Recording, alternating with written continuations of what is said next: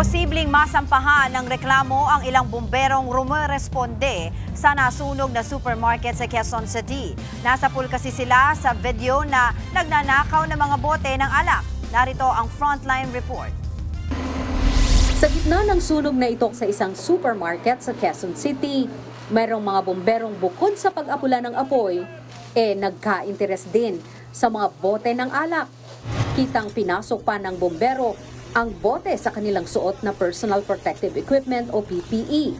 Ang insidenteng yan nakarating na sa Bureau of Fire Protection. Inaalam na rin daw nila kung anong grupo ang nasa viral video dahil hindi raw ito ang uniforme nila. Yung PPE are not from the BFP and those wearing them are definitely not BFP personnel. Kaya agaran kaming nag-cause ng immediate conduct of thorough, impartial, and fact-finding investigation. So, tinitingnan pa natin kung anong grupo po yun. Kasi out of 60 na more or less na responding fire truck sa nasabing sunog, ay meron doon yung mga volunteer nga, merong mga company, fire brigade, meron rin yung mga barangay auxiliary group.